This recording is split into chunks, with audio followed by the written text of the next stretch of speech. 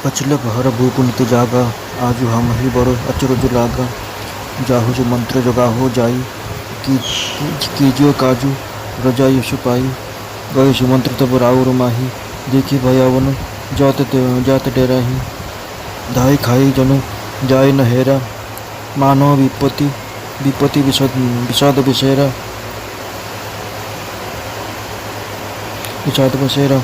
पूछे न पूछे को न उत्तर देई गए जय भवन भूप के गई।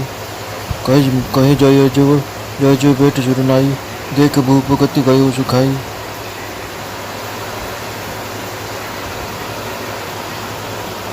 सोच विकल विचर न वहीं परेऊ मानव कमल मूल पर हरेऊ।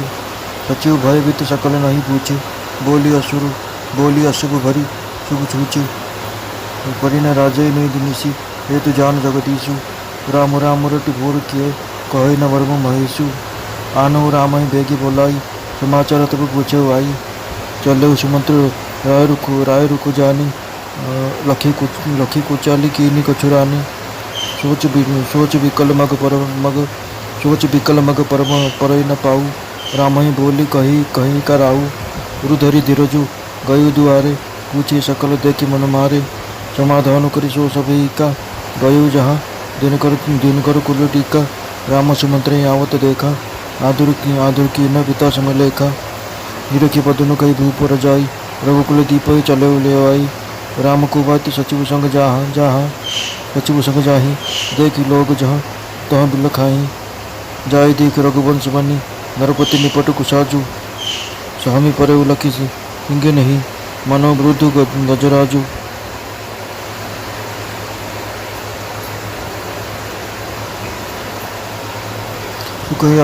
सुखाई आधर जरे सबु अंगु। मनो दान मन हिनि भुअंगु। सर्व सुसमय देखी कई मानो मीचु घरा घनी घे लई। करुणामय मृदु राम स्वभाव प्रथम देख दुख सुना न काऊ। तदपि धीरे समऊ विचारी पूछ मधुर वचन महतारी। मोहि कहु मत तात दुख कारण करिय जतन जय हो निवारण। सुनहु राम सब कारण एहु राजय तुम पर बहुत सनेहु। देन कही मोरी दुई बरदाना माग्यो जो कुछ मोहि सुहाना।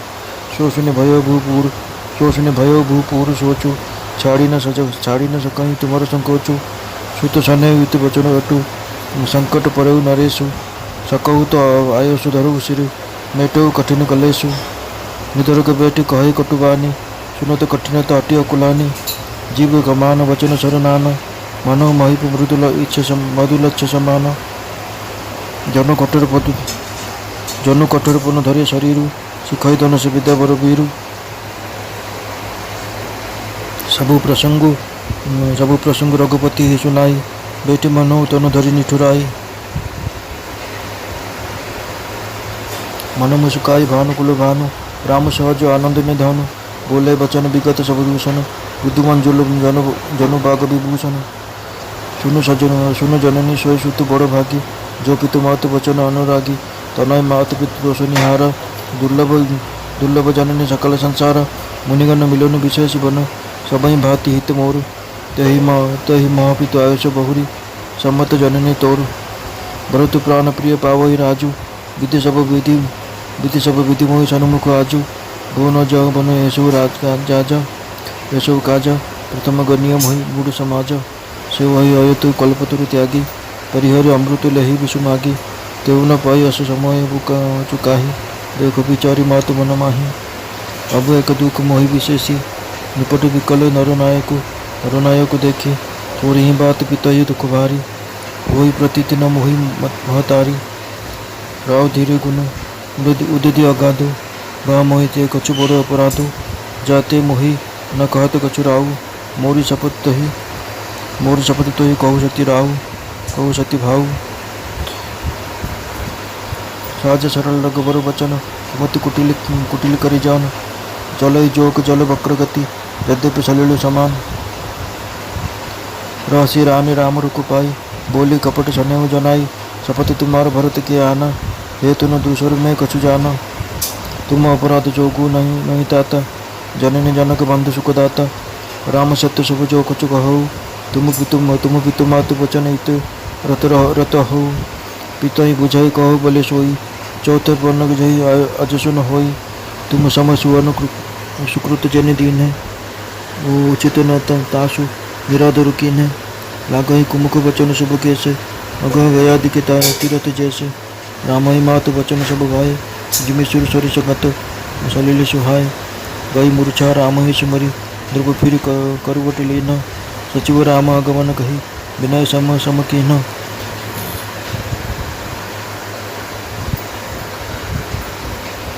अवनिपि अकनि राम पगु धारे, धरि धीरजु तब नयन गुहारे।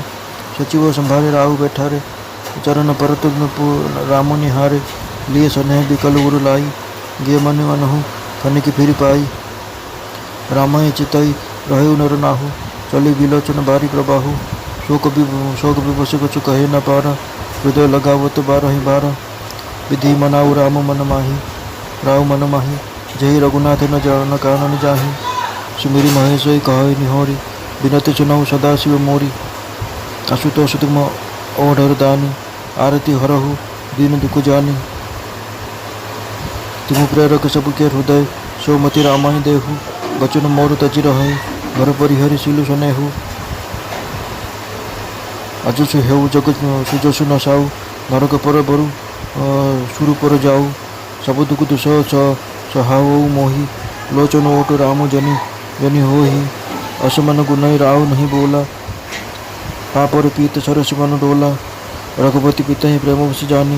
गुनि कुछ कहे मातु अनुमानी, देश काल अवसर अनुसारी। बोले बचन विनित विचारी, तात कहो कछु करो ठिठाई। अनुचित क्षमबु जानी लरिकाई, अति लोग बात लगी दुख पावा। काहू न मोहि कही प्रथम जनावा, देखी गोसाही पूछी माता। सुनी प्रसंग वह शीतल गाता, मंगल समय स्नेह वश। सोच परिहरिय तात, आयुष दैय हरिषिह्य।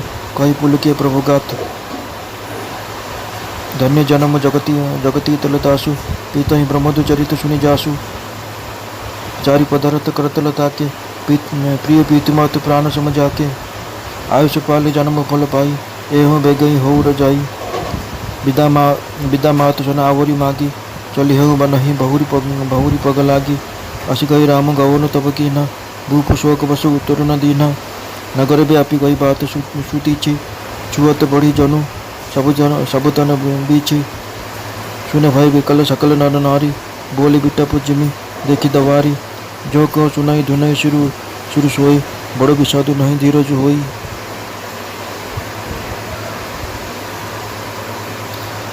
मुख सु कहीं लोचन सवही, शोकन हृदय समाई। मनोह करुण रस कट कई, उतरी अवध बजाई। मिली माज बात बेगारी, जाता देही कई कही गारी। यही पापी नहीं बुझी का परेऊ, छाई भवन पर पावक धरेऊ। निज कर नयन काढ़ी चढ़ दीखा, तारी सुधा विषु चहत चीखा। कुटिल कठोर कुबदी अभागी, भाई रघुवंश बेन बन आगी। पालुओ बेटी पेड़ वही काटा, सुख महु शोक ठाटू धरी ठाटा। सदा राम होई प्राण समाना, कारण कवन कुटिल पुन ठाना। सत्य कहें कवि नारी स्वभाव, सब पिति आगहु अगध दुराऊ। निज प्रतिबिंब बरकु गही जाई, जान न जाई नारी गति भाई। कहा न पावकु जारी सक, का न समुद्र समाई। का न करे अबला प्रबल, कही जग कालू न खाई। का सुनाई विधि का सुनावा, का दिखाई बह कहा दिखावा। एक कहे भल भूप न कीन्हा, बरु विचारी नहीं कुमति दीन्हा। जे हति भयो सकल दुख भाजन, अबला विवश ज्ञान गुण गागुन। एक धर्म परम विति पहिचाने, विपहि देशु दही नहीं दही सयाने। विधि शिवि दधिचि हरिचंद कहानी, एक सन कहाई बखानी। एक भरत कर समंत कहाही, एक उदस भाई सुनि रहाई। कान मुदि कर सब गही जीहा, एक कह यह बात अलिहा। सुकृत जाहे अस कहत तुम्हारे, राम भरत कहूँ प्राण प्यारे। चंद चौबे बरु अनल कन, सुधा होई बिसतुल। सपने कहो न कहे किछु भरतु राम प्रतिकूल। एक विधाते दूषण देहि सुधा दिखाई दिन विषु जहि। खर भरु नगर सोच सब काहू दुसो दाहूरु मिटाऊ चाहू। विप्रवधु कुलमन कठोरी जठोरी के प्रिय परम कई केरी। लगी दैन शीलु सराही बचन बान सम लागही ताही। भरत न मोहि प्रिय राम समान सदा कहूँ यह सब जगु जान। करो राम पर सहज सनेहु कही अपराध आज बन देहु। प्रभु न कियहु शिवती अरेसु प्रीति जान सब देशु। कौशल्य अब कहा बिगारा तुम के लागी वज्रपुर पार। सिय की पियो शंकु परिहरे लखन की रही धाम। राजू की भुजब भरतपुर नुप की जियहि बिनु राम। अस बिचारी उरु छाड़ हृदय केहू शोक कलंक कोठि जनि हूँ। भरत अवश्य देव बुराजु कानन काह राम कर गाजू।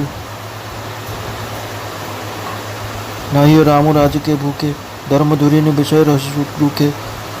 गुरु गृह बसहु राम तज केहू निर्पुसन असबरु दूसर लेहू। जो नहीं लगी हो कहे हमारे नहीं लगे कुछ हाथ तुम्हारे।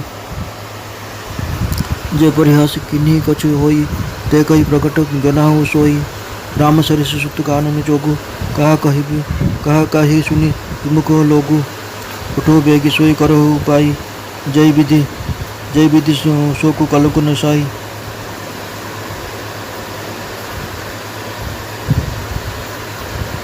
जय भाति शोकु कलंकु जाई उपाय करी कुल पालही। हटि फेरु राम ही जात बन जनी बात दूसरी चालही। जिमी भान बिनु दिनु प्राण बिनु तन चंद। जय भात शोकु कलंकु जाई उपाय करी कुल पालही। हटि फेरु राम ही जात बन जनी बात दूसरी चालही। जिमी भान दिनु प्राण बिनु तन बंद बिनु जिमी जामिनी। तिमी अवध तुलसीदास प्रभु बिनु समझी भिवजियो भामिनी।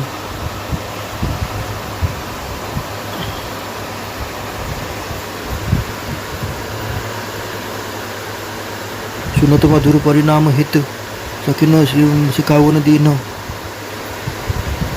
कीन कुटिल प्रबोधि कुबरी तई कछु कानन कीन। उतरु न दई दुसो रिखी रुखी भुगिन भी चितव जन बागिनी रोकी। व्याधि असाध्य जानिति न त्यागी चली कहत मति मंद अभागी। राजू करत यह दे बिगही यश जस करे न कोई। दई विधि बिलपही पुर नर नारी दई कुचल ही कोट की गारी। जरही विषम कर लेहु उषासी कवनि राम बिनु जीवन कर जरही। मणिमा तो राति न पहण उठी पड़ती। आज पर दिन में छामकर विलंब देखि बड़ आश्चर्य लगुच। हे सुमंत्र आपण जे मणिमा को उठातु छामक आदेश पाइले सीना काम आरंभ कर। सुमंत्र राजमहल भितर को गले किंतु नर भितरटा भयंकर बोधला। आग को पाद करने को डर माड़ा। घर भितरटा निशून परी लगिला। से स्थानटा एटे भयंकर लगिला जे मन है भितर विपत्ति विषाद जेपरी घर कर रही। पचारे कई किसी कहू न से कैकेयी निवास भितर पशिले। छामकर जय हो कही से मुंड मानी बस पड़े। सेठारे राजा अवस्था देखी चिंताग्रस्त हो गले। देखिले राजा चिंतार व्याकुल शरीर विबन्न एपरी भाव तले पड़ी था देख मन होता सत्य पद्मटी मूलर उपाड़ी जब मौली जाए तले पड़ी। भय हेतु मंत्री किसी पचारि पार नथांती। एतिक बेले कैकेयी अशुभ अमंगलकर वचन शुणाईदे। राजा को राति सारी निद होइनी। ता कारण कौन जगदीश्वर ही जानती। से तो राम राम कही कही राति बिताई देले किंतु भीतर रहस्य किसी भी कहूना। तुम्हें जाए शीघ्र राम को डाकी आणु आसिले अन्य कथा पचार। राजा मुखमंडल मन कथा जापर सुमंत्र सेठू चली आसिले। से बुझीगले जे राणी निश्चय किसी चक्रांत कर। सुमंत्र चिंतार व्याकुल पाद ठीक भाव पड़ू न था। आग को जापर न था भावुता राम को डाकी राजा कौन कहे। कौन प्रकार धैर्य धरी से सिंहद्वार पाखक आसिले। विषण मुख देखि समस्ते कथा कौन बोली पचारे। लोक कौन प्रकार बुझा सुझाई से महल को चलिले जो सूर्यवंशी तिलक श्रीराम रोते। सुमंत्र आसिले देखी श्रीराम तांको पितृतुल्य आदर कले। सुमंत्र राम को मुख दर्शन कर राजा आज्ञा शुणाइले और रघुकुलपति श्रीराम को संगे घनी चलिले। श्रीराम मंत्री सहित बिना राजपोषाक जाऊँ देखी समस्ते विषन्न हो गले। रघुकुलमणि श्रीराम जाई देखती तो राजा अवस्था अत्यंत खराब। मनहेला सत्य जेपरी सिंह को देखी वृद्ध गजराज भयभीत हो तले पड़ जाइए।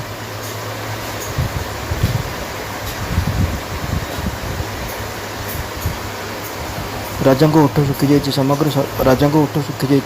समग्र शरीर में भीषण ज्वाला। मणि हराई सर्प जेपरी दुखी हो जाए सेपरी दुखी हो पड़ती। से देखिले पाखे बसी क्रोधा कैकेयी। साक्षात मृत्यु ही बसी सत्य जेपरी राजा जीवन नहीं जावा लगी अंतिम समय गणुची। श्रीराम को स्वभाव था अति कोमल और करुणामय। जीवन में से प्रथम थर पर एपरी दुख देखा पाइले। या पूर्व से केवे दुख विषय आदि शुणी नथिले। तथापि समय को देखी हृदय धैर्य धरी से मधुर भाव माता कैकेयी को पचारे, माँ पिता दुख कौन मत टे कहतु, ताहले से दुख निवारण पर जत्न कर। कैकेयी कहले, हे राम शुण, मुख्य कारण है जे राजा तुम उपर अत्यधिक स्नेह रही। से मत दुईटी वर देवे बोली कही। मत जहाँ भल लगे मुझे मागिले। ता शुणी राजा चिंतार पड़ जाइए कारण से तुम प्रति स्नेह ममता छाड़ी पड़ना। एपटे पुत्र स्नेह सेपटे जीवन रक्षा। राजा एपटे पुत्र स्नेह सेपटे वचन रक्षा। राजा एपटे धर्म संकट में पड़ जाइए। जदि तुम्हें पार तेज राजा आज्ञा पालन कर और दुख दूर कर। कैकेयी निश्चिंत हो बसी जो कठोर बाणी कहले। यह शुणी स्वयं कठोरता भी अत्यंत व्याकुल हो उठिला। कैकेयी जीवटा होता धनु, वचन होता विभिन्न स्वर और राजा ही होते से स्वरर सत जेपरी कोमल लक्ष्य स्थल। यह सब साज सरंजाम धरी स्वयं कठोरता ही सत्य जेपरी श्रेष्ठ वीर शरीर धरी धनुर्विद्या शिखुला। श्री रघुनाथ को समस्त घटना कही कैकेयी एपरी बसी जे लगुए सत्य जेपरी निष्ठुरता ही प्रत्यक्ष देह धारण कर बसी। सूर्यवंशी सूर्य स्वभावतः आनंद निधन श्रीराम मन मन मुरुकी हसी सकल दोषर वर्जित एपरी कोमल और सुंदर वचन कहले जहाँकि सत्यावा बाणीर भूषण। से कहले, शुण माता, जो पुत्र पितामाता वचन प्रति अनुरक्त से पुत्र अत्यंत भाग्यवान। ए जननी, माता पिता को संतोष प्रदान करते पुत्र संसार दुर्लभ। वर्णर विशेषरूपी मुनि मान सहित साक्षात हो फल मोर सकल प्रकार मंगल हो। ता छड़ा यह हूँ पिता आज्ञा एवं हे माँ ए तुम सम्मति मध्य रही। पुणी प्राणप्रिय भाई भरत राज्य पाइब। एसबू देखी मत लगुच आज विधाता मो प्रति सकल प्रकार अनुग्रह सकल प्रकार अनुकूल। जदि एपरी कार्य मु वन को नजीबी तेबे तो मूर्खों समाज में मत प्रथम गणाଯିब उचित हो। जे कल्पवृक्ष को त्याग कर गबगचर सेवा करे, अमृत त्याग कर विष मागी बोले। ये माता विचार कर देखु, से महामूर्ख एपरी सुजोग पाइले कदापि हराइब नहीं। माँ, महाराज एपरी व्याकुल भाव देखी मत विशेष दुख लगुच। एपरी सामान्य कथा पर जे पिता एत दुख होउची, हे माता मुझे विश्वास कर पारुनी।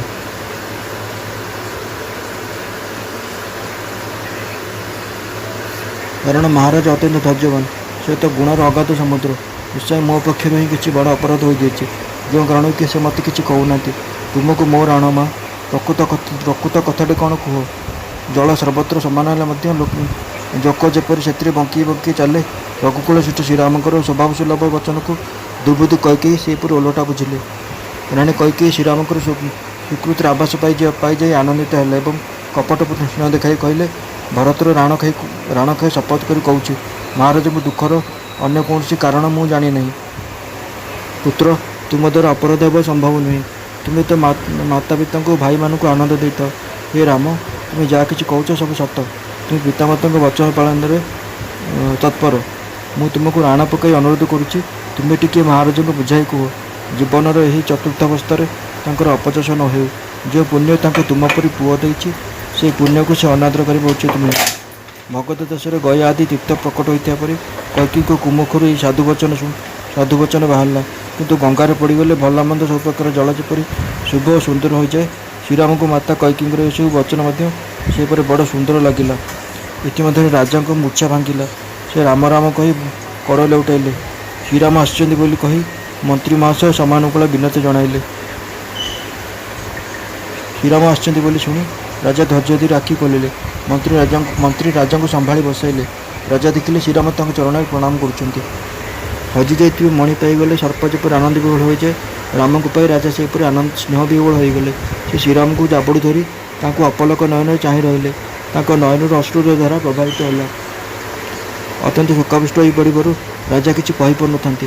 ସେ ଶ୍ରୀରାମଙ୍କୁ ବାରମ୍ବାର ଜାବୁଡ଼ି ଧରିଥାନ୍ତି ଏବଂ ମନେ ମନେ ବିଧାତାଙ୍କୁ ପ୍ରାର୍ଥନା କରିଥାନ୍ତି ଯେ ଶ୍ରୀରାମ କିପରି ବନକୁ ନ ଯାଆନ୍ତୁ। ପୁଣି ମହାଦେବଙ୍କୁ ଶରଣ କରି ଅତି ନେହୁରାଇ ଜଣାଉଥାନ୍ତି, ହେ ସଦାଶିବ, ମୋର ବିନତି ଶୁଣନ୍ତୁ। ଆପଣ ଆଶୁତୋଷ, ଆପଣଙ୍କୁ ଯେ ଯାହା ମାଗେ ଆପଣ ତାକୁ ତାହା ନିର୍ବିଚାରରେ ଦାନ କରନ୍ତି। ତେଣୁ ମୋତେ ଆପଣଙ୍କର ଦିନ ସେବକ ବୋଲି ମନେ କରି ମୋ ଦୁଃଖ ଦୂର କରନ୍ତୁ। ଆପଣ ତ ପ୍ରାଣଦାତା ରୂପରେ ସମସ୍ତଙ୍କ ହୃଦୟରେ ବିଦ୍ୟମାନ ଅଛନ୍ତି।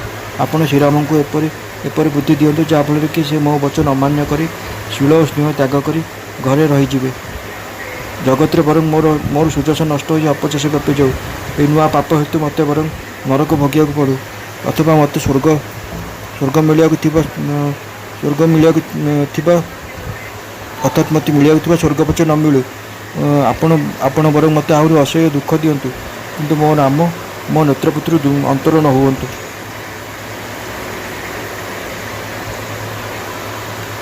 ରାଜା ମନେ ମନେ ଏହିପରି ବିଚାର କରିଥାନ୍ତି। ପାଟି ଖୋଲି କିଛି କହିପାରୁନଥାନ୍ତି। ତାଙ୍କ ମନ ଅଶ୍ୱତ୍ଥ ପତ୍ର ପରି ଆନ୍ଦୋଳିତ ହେଉଥାଏ। କି ରଘୁନାଥ ପିତାଙ୍କୁ ପ୍ରେମାବିଷ୍ଟ ହୋଇପଡ଼ିଥିବା ଜାଣିପାରି ଏବଂ ମା' ଆହୁରି କିଛି କହି ପିତାଙ୍କୁ ଦୁଃଖ ଦେବେ ବୋଲି ଅନୁମାନ କରି ଦେଶ କାଳ ଓ ଅବସ୍ଥାକୁ ବିଚାର କରି ବିନୀତ ଭାବରେ କହିଲେ, ହେ ପିତା, ଦୁଷ୍ଟତା କରି ମୁଁ କିଛି କହିବାକୁ ଯାଉଛି। ମୋର ଏହି ଅନୁଚିତ ବଚନକୁ ବାଳକସୁଲଭ ବଚନ ଭାବି ମୋତେ କ୍ଷମା କରିବେ। ଏପରି ଏକ ନିତାନ୍ତ ତୁଚ୍ଛ କଥା ପାଇଁ ଆପଣ ଏତେ ଦୁଃଖ ପାଉଛନ୍ତି। ମୋତେ ଏକଥା ଆଗରୁ କିଏ ଜଣାଇ ନଥିଲେ। ଆପଣଙ୍କର ଏ ଦଶା ଦେଖି ମୁଁ ମାଆଙ୍କୁ ପଚାରିଲି। ତାଙ୍କଠୁ ସବୁ କଥା ଶୁଣି ମୁଁ ଅତ୍ୟନ୍ତ ଖୁସି ହେଲି। ହେ ପିତା, ଏପରି ଶୁଭ ସମୟରେ ଆପଣ ସ୍ନେହ ବିବଶ ହୋଇ ଚିନ୍ତା କରିବା ପରିହାର କରନ୍ତୁ। ପ୍ରସନ୍ନଚିତ୍ତ ହୋଇ ମୋତେ ବନବାସ ପାଇଁ ଆଜ୍ଞା ଦିଅନ୍ତୁ। ଏହା କହୁ କହୁ ଶ୍ରୀରାମଙ୍କ ସର୍ବାଙ୍ଗ ପୁଲକିତ ହୋଇ ଉଠିଲା। ସେ ପୁଣି କହିଲେ, ଯେଉଁ ପୁତ୍ରର ଚରିତ୍ର ଶୁଣି ପିତା ପରମ ଆନନ୍ଦ ଲାଭ କରନ୍ତି, ଏହି ଜଗତରେ ତାହାର ଜନ୍ମ ଧନ୍ୟ। ମାତା ପିତା ଯାହାର ପ୍ରାଣସମ ପ୍ରିୟ, ଚତୁର୍ବିଧ ଫଳ ତାକୁ ସହଜରେ ମିଳିଯାଏ। ଆପଣଙ୍କର ଆଜ୍ଞା ପାଳନ ପୂର୍ବକ ଇହଜନ୍ମର ସୁଫଳ ଲାଭ କରି ମୁଁ ଶୀଘ୍ର ଫେରି ଆସିବି। ତେଣୁ କୃପା କରି ମୋତେ ଆଜ୍ଞା ଦିଅନ୍ତୁ। ଯାଉଛି, ମାଆଙ୍କଠାରୁ ବିଦାୟ ମାଗି ଆସିବି। ତାପରେ ଆପଣଙ୍କ ପାଦରେ ପ୍ରଣାମ କରି ମୁଁ ବନଗମନ କରିବି। ଏପରି କହି ଶ୍ରୀରାମ ସେଠାରୁ ଚାଲି ଆସିଲେ। ଶୋକବଶତଃ ରାଜା କିଛି କହିପାରିଲେ ନାହିଁ। ବିଛା ଦର୍ଶନ କରିବା ମାତ୍ରେ ତା'ର ବିଷ ଯେପରି ସମଗ୍ର ଶରୀରରେ ଚଢ଼ିଯାଏ, ଏହି ଦାରୁଣ ସମାଚାର ମଧ୍ୟ ଠିକ୍ ସେହିପରି ଅତି ଶୀଘ୍ର ସମଗ୍ର ନଗରରେ ବ୍ୟାପିଗଲା। ଦାବାନଳ ଦେଖି ବନର ବୃକ୍ଷଲତା ମଉଳିଗଲା ପରି ଏ ସମାଚାର ପାଇ ସମସ୍ତ ନରନାରୀ ବ୍ୟାକୁଳ ହୋଇଗଲେ। ଏକଥା ଶୁଣିବା କ୍ଷଣି ଯେ ଯେଉଁଠି ଥିଲା ସେ ସେଠାରେ ମୁଣ୍ଡ ପିଟି ହେଲା। ଏ ଭୀଷଣ ଦୁଃଖରେ କେହି ଧୈର୍ଯ୍ୟ ଧରି ରହିପାରିଲେ ନାହିଁ। ସମସ୍ତଙ୍କ ମୁହଁ ଶୁଖିଗଲା, ନୟନରୁ ଅଶ୍ରୁ ଝରିଲା, ହୃଦୟରୁ ଶୋକ ଉଛୁଳି ପଡ଼ିଲା। ସତେ ଯେପରି ସୈନ୍ୟ ସାମନ୍ତ ସହିତ ବୀରବାଦ୍ୟ ବଜାଇ ସାକ୍ଷାତ କରଣରସ ଆସି ଅଯୋଧ୍ୟାରେ ଓହ୍ଲାଇ ପଡ଼ିଲା। ସବୁ ସୁଖ ଦୁଃଖର ସୁନ୍ଦର ସଂଯୋଗ ହୋଇ ଆସିଲା ବେଳକୁ ବିଧାତା ସବୁ ଭଣ୍ଡୁର କରିଦେଲା। ଯେଉଁଠି ଦେଖିବ ଲୋକେ କୈକେୟୀଙ୍କୁ ଗାଳି ଦେଉଥାନ୍ତି। ଏ ପାପିନୀ ମୁଣ୍ଡରେ କ'ଣ ଏମିତି ଜୁଟିଗଲା ଯେ ନୂଆ ଛପର ହୋଇଥିବା ଘରଟାରେ ଇଏ ନିଆଁ ଲଗାଇଦେଲା। ଏ ପାପିନୀ ଆପଣ ହାତରେ ଆଖି ତାଡ଼ି ଦେଇ ବିନା ଆଖିରେ ଦେଖିବାକୁ ଚାହୁଁଛି। ଅମୃତ ଫୋପାଡ଼ି ଦେଇ ବିଷ ଚାଖିବାକୁ ଚାହୁଁଛି। ଏ କୁଟିଳ କଠୋର ହୃଦୟ ଦୁର୍ବୁଦ୍ଧି ଅଭାଗୀ କୈକେୟୀ ରଘୁବଂଶ ରୂପୀ ବାଉଁଶ ବଣ ପାଇଁ ନିଆଁ ହୋଇଗଲା। ଏ ତ ଡାଳରେ ବସି ମୂଳ କାଟିଦେଲା। ସୁଖ ସମୟରେ ଆଣି ବିରାଟ ଦୁଃଖ ପୁରାଇଦେଲା। ଶ୍ରୀରାମ ତ ଏହାର ପ୍ରାଣପରି ପ୍ରିୟ ଥିଲେ। ଏପରି କୁଟିଳତା କରିବାକୁ କାହିଁକି ବା ମନ କଲା କେଜାଣି। କବିମାନେ ସତ କହିଛନ୍ତି ଯେ ସ୍ତ୍ରୀ ସ୍ୱଭାବ ସବୁ ଦୃଷ୍ଟିରୁ ବଡ଼ ଦୁର୍ବୋଧ୍ୟ, ଅଗାଧ୍ୟ ଓ ରହସ୍ୟମୟ। ନିଜ ଛାଇକୁ ବରଂ ଧରି ହୋଇପାରେ, କିନ୍ତୁ ଭାଇ, ନାରୀର ଗତି ଜାଣି ହେବ ନାହିଁ। ନିଆଁ କାହାକୁ ବା ଜାଳି ଦେଇ ନପାରେ, ସମୁଦ୍ରରେ କ'ଣ ବା ଧରି ନପାରେ। ଅବଳା ବୋଲାଉଥିବା ସ୍ତ୍ରୀ ପବଳା ହୋଇଗଲେ କ'ଣ ବା କରିଦେଇ ନପାରେ ଏବଂ ଜଗତରେ କାହାକୁ ବା କାଳ କବଳିତ ନ କରିପାରେ। ବିଧାତା କ'ଣ ଶୁଣାଇ ଦେଇ ଏବେ ପୁଣି କ'ଣ ଶୁଣାଇ ନଦେଲା, କ'ଣ ଦେଖାଇ ଦେଇ ଏବେ କ'ଣ ଦେଖାଇବାକୁ ଚାହୁଁଛି। କେହି କହୁଥାନ୍ତି ରାଜା କିଛି ଭଲ କଲେ ନାହିଁ, କୁଟିଳ କୈକେୟୀକୁ ବୁଝି ବିଚାରି ବର ଦେଲେ ନାହିଁ।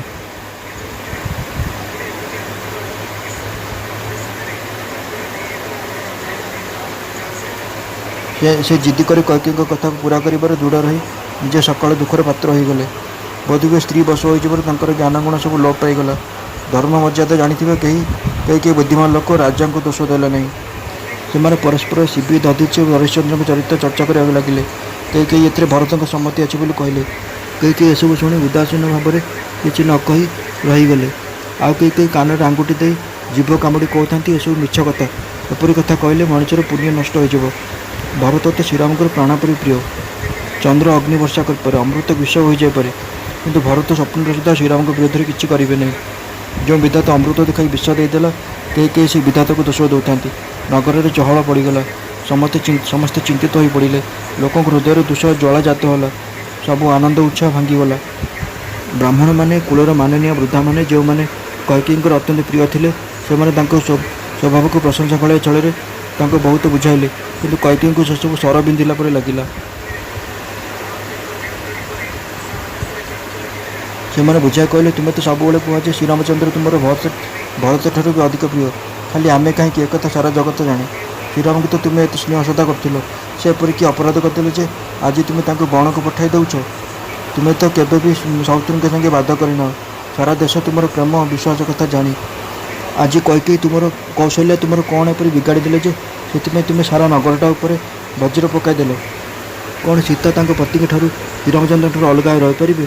ଲକ୍ଷ୍ମଣ କ'ଣ ରାମଙ୍କୁ ଛାଡ଼ି ଘରେ ରହିପାରିବେ? କ'ଣ ଶ୍ରୀରାମଙ୍କ ବିନା ଭରତ ରାଜ୍ୟ ଭୋଗ କରିପାରିବେ?